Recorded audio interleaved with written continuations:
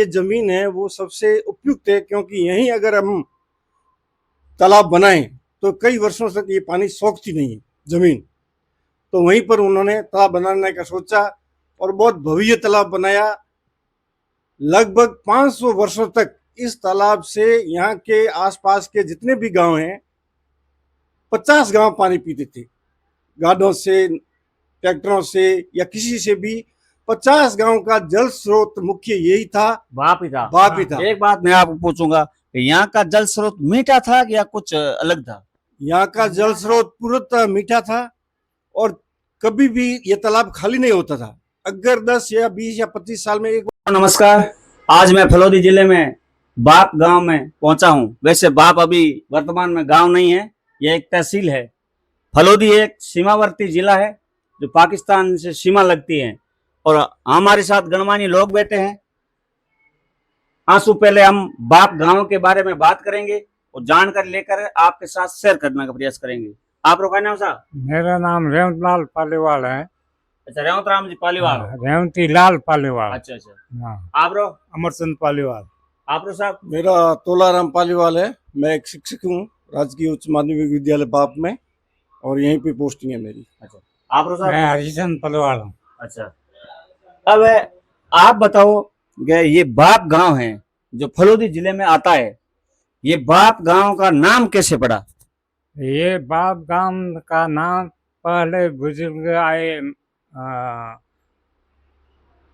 जैसलमेर से। उनके नेत्राम जी आए और उनके 5 लड़के थे, जिसमें तो एक दो भोजे की बाप बसाया और 4 यहीं रहे, जिसमें उनको बड़ा समझ के बाप, भुजों वाली बाप भी कहते हैं। बाप के कारण, वो बड़े बाप के कारण बाप नाम पड़ा। उनसे मेघडाहर तालाब, एक मेघराज जी थे, उनकी संतान नहीं थी, उन्होंने ये मेघडाहर तालाब बनवाया। और दूसरे 3 भाई थे, उन्होंने एक होता लखो जी, उसने लखार बनवाया। और ईश्वर जी थे, वो उन्होंने बोरा बसाया। और बाप एक थे भथो जी ने वहाँ पर रोड के पास ही, हाईवे के पास भतार बसाया।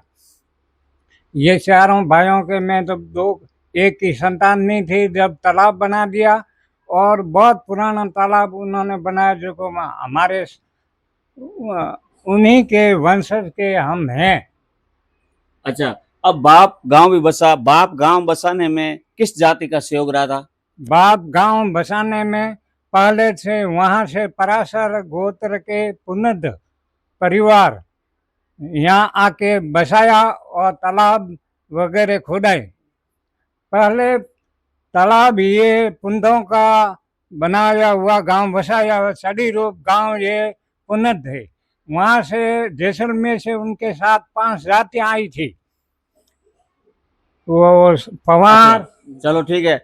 अब गुरुजी आप बताओ, वो 5 जातियां कौन कौन से थी और बाप में यहाँ बसाने में योगदान बूढ़े बड़ेरेंगे, मतलब पीढ़ी दर पीढ़ियां क्या स्थिति थी? जब हमारे पूर्वज जैसलमेर से बाप आए थे, उस समय हमारे साथ 5 जातियों के लोगों को लाए थे। उसमें ये पंवार मेघवाल है, कुलरिया सुथार है, खालत मुसलमान है और एक कुमाऊँ जाति थी प्रजापत, उनको लाए थे और 5वें हम थे। तो 5 लोगों ने, 5 जातियों ने आकर इस गांव को बसाया था और बीरबल जी ने इस गांव को, नेत्राम जी ने इस गांव को बसाया था। वैसे कोई प्रमाणिक तो आधार नहीं है, लेकिन फिर भी कहते हैं कि नेत्राम जी के 5 पुत्र थे। 5 पुत्रों में मेघराज जी बड़े थे सबसे, जिनके कोई संतान नहीं थी। उनकी 2 पत्नियां थी और संतान न होने के कारण उन्होंने क्या है कि अपना सारा धन है वो तालाब बनाने में लगा दिया। उन्होंने देखा, एक दिन गए, वो इधर जा रहे थे बाजार की तरफ, जो तालाब बना हुआ है, तो वहाँ एक पेड़ था, तो उनके पास पानी का लोटा था, उन्होंने पानी वहीं डाल दिया। तो दूसरे दिन गए तो वो पानी का जो लोटा डाला था, आधा पानी वहीं पड़ा था। तो उन्होंने सोचा कि ये बार खाली हो जाता तो हमारे आसपास में जो 10 या 15 फुट की ऐसी बनी हुई है उसको बोलते हैं बेरियां, मालियों की बास में है, हमारे खेतों में है इधर। उस बेरियों को जब 10 फुट खोदते थे तो उस पे भी तालाब जैसा मीठा ही पानी आता था। धरती के नीचे खारा पानी है 800 फुट 900 फुट, लेकिन ऊपर 10-20 फुट पूरा ये जैसे बरसात का पानी होता है वैसा पानी है। कहने में कहते हैं पुरानी टाइम में पालीवाला ने बेड़े बहुत खोदे थे, तो यहाँ बाप में कौन कौन से मतलब पुराने बेड़े थे बुजुर्गों ने खोदा था? बाप में तो बेरे नहीं खोदे, तालाब भी करवा दिया, क्योंकि नीचे पानी खारा था, इसलिए बेरे खोदने का कोई मतलब ही नहीं था। एक तालाब बनवाया, और तालाब का अगर अकस्मात पानी खत्म हो जाए तो उन्होंने सोचा क्यों ना ऐसी बेरियां खोदी जाए जिससे महीना 2 महीना पानी निकल जाए। तो उन्होंने ऐसी 50-60 बेरियां बनाई, जिसको पत्थरों से सजाया गया, और 10 फुट गहरी थी। उसमें वो सेजे का पानी बोलते हैं ना अपन, वो पानी आता था, सैम का पानी, सैम का पानी, संत आती थी उसमें, संत का पानी आता था, वो भी तालाब का ही होता था, लेकिन उस वहां जाके ढलान के कारण इकट्ठा हो जाता था। तो उसमें एक आदमी उतर के फिर उस पात्र से वो घड़े भरते थे, और हमने खुद ने लाते हुए देखा है, हम खुद भी लाए वो पानी को पिया है, और बहुत प्योर और शुद्ध पानी होता था, और बहुत ही अच्छा तालाब था, बहुत ही भव्य तालाब था। लेकिन हाँ, एक बात मैं आपने पूछूं कि यहाँ चना और बिगर ट्यूबवेल, यहाँ चना और वो फसल की पैदावार होने का क्या कारण है बाप में? इसका मुख्य कारण है कि यहाँ की जो भूमि है वो बहुत ही उपजाऊ है, बहुत ही उपजाऊ। और ये भूमि है जो एक बार जब वर्षा होता है तो हमारे क्या है, खड़ीन बने हुए, धोरे बने हुए हैं, तालाब टाइप ही है, वो पानी को इकट्ठा कर लेते हैं। पानी को इकट्ठा कर लेते हैं तो पानी को अंदर नहीं जाने देते, छोड़ते नहीं पानी को, 2-3 फुट तक रखते हैं अपने अंदर, सिंचित रखते हैं। उसी पानी को जब सर्दियां आती है तो पानी ऊपर आता है, ऊपर आने के कारण वो फसलें हैं वो अच्छी बन जाती है और उत्पादन अच्छा होता है। और अपन बाप में और क्या खासियत है, कोई याद है तो बताओ। बाप में और ये अच्छी खासियत है कि यहाँ नमक होता है, बहुत अच्छा नमक होता है, जो देश विदेश जाता है। बाप नमक उद्योग क्षेत्र से पहले प्रसिद्ध था, अब आने के कारण, सोलर आने के कारण सोलर सिटी हो गया। इससे पहले बाप को नमक सिटी बोलते थे। एक मुख्य स्रोत था नमक का। बाप राजस्थान के अंदर पहला स्थान रखता था। बाप ऋण और मला ऋण दोनों मिलके पूरे भारत राजस्थान को नमक की सप्लाई करते थे, और बहुत ही नमक का उत्पादन होता था, और उसमें भाव भी अच्छे थे और नमक बहुत ज्यादा था। अच्छा, अब आप बताइए कि अपन जब गांव बसा था उससे लेकर आज तक वर्तमान में मतलब कौन कौन सी जातियां यहाँ बाप गांव में रहती है? यहाँ पर तो 36 ही कौम रहती है। पहले तो इधर पालीवाल का वस्तु तो ज्यादा है, और जनसंख्या भी सबसे ज्यादा पालीवालों की है। अच्छा, अब गुरुजी आप बताइए, यहाँ पुरानी टाइम से लेकर आज तक यहाँ देव स्थान बाप में कौन कौन से?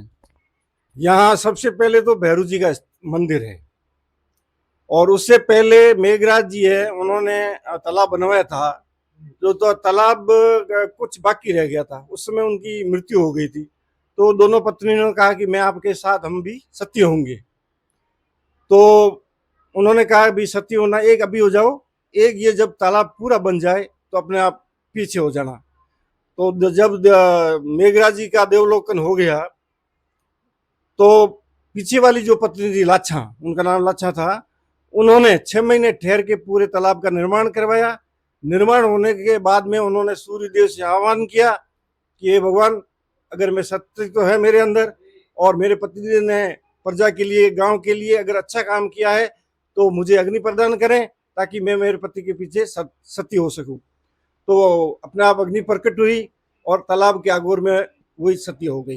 2 छतरियां बनी हुई वहां पर। आपसे अब अंतिम क्वेश्चन यही रहेगा कि इस अपने जो गायों के लिए जहाँ पंचायतें होती है, जहाँ गांव होता है, गौचरा होता है, मतलब गायें पशु पक्षियों के लिए चरने फिरने के लिए, इस बाप में मतलब गौचरे कितने बीघा में खाली है?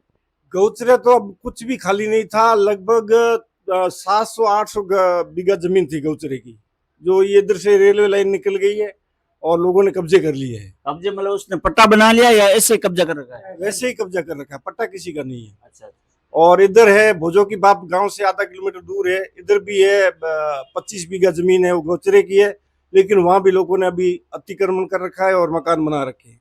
तो गायों के चरने के लिए अभी कोई गौचरा नहीं है यहाँ बाप में, बाप के अंदर कोई गौचरा नहीं है, सारे अतिक्रमण हो चुके हैं। और सब लोग है वो मकान बना के या खेत बना के बैठ गए हैं।